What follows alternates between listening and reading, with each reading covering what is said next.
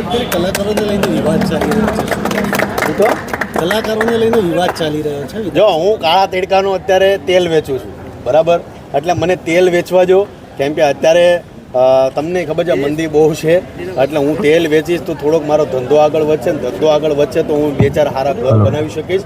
બાકી કલાકારોને તો હું એટલું જ કહીશ, એકબીજા મળીને રહ્યો. આ કાજુ લાવ્યો છું ખાસ કલાકારો માટે, મસ્ત ખાવ, તમે ખાવ.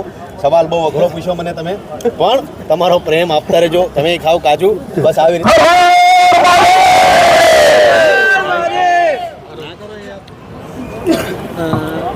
વિક્રમ ઠાકોરની વાત વ્યાજબી છે.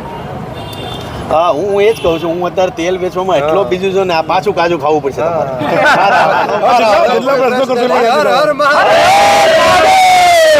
અરે બીજું એ છે કે વિક્રમ ઠાકોર કલાકાર છે, સુપરસ્ટાર છે અને વર્ષો કામ કર્યું છે એમણે ગુજરાતીઓ માટે. અને જેટલા ડાયરા કલાકારો છે કે હું પોતે કલાકાર છું, એટલે મારું એવું માનવું છે કે કલાકારો એકબીજા સપીને રહે, એકબીજાનો ભાવ જાળવી રાખે ને. એમાં પાછો અત્યારે ઉનાળો છે, એટલે ઉનાળામાં શેવડીનો રસ પીવો બહુ જરૂરી છે. ફરી પાછો તમને હું કાજુ ખવડાવીશ. આ પ્રેમ જાળવી રાખો. હા, મીડિયા વાળાને મારે કાજુ ખવડાવવા બહુ જરૂરી છે. લ્યો તમે એમને બી ખવડાવવા પડે, બાકી ન રહી જાવ. હા, એ તમને બહુ ઉતાવળ છે. આ બધા પ્રેસ વાળાને ખવડાવવા પડે કાજુ. લ્યો ખાઓ. કાળા તડકાના રખડ્યા લોકો. હાલો બોલો અંબે માત કી જય. હેલો, આ બાકી રહી ગયા. તમે રહી ગયા એમ નો હાલે, એમ થોડું બે ખવડાવો. લો બેસો, માઈક આલો હવે ધારાસભ્ય સાહેબ લોકો ઓલા સમય રહેવાથી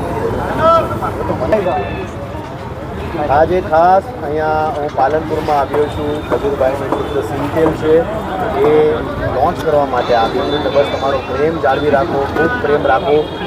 હંમેશા કહું છું થોડું ખાઓ પણ સારું ખાવ, એ ભાવ સાથે આગળ વધો.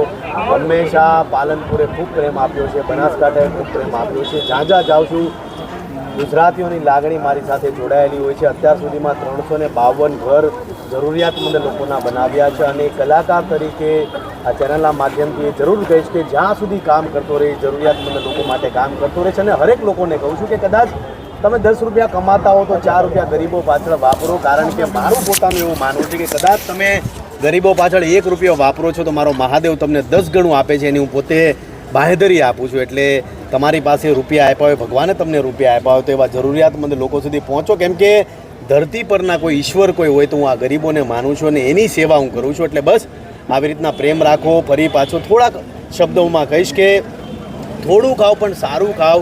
ખજૂરભાઈનું શુદ્ધ સિંગતેલ. હા, પાલનપુરમાં પંજાબી વતન રહી છે. વાહ ભાઈ વાહ, પાજી માટે જોરદાર તાળી થઈ જાય. પાજી તો સિંગતેલ હો. થેન્ક યુ ભૈયા. બહુ હલો હલો ઓકે. આ પાલનપુરમાં આવ્યો તમે વિચાર કરો, પડી ગયા પાલનપુરમાં આવ્યો. મારે ગામ થાય છે લોચો આવે.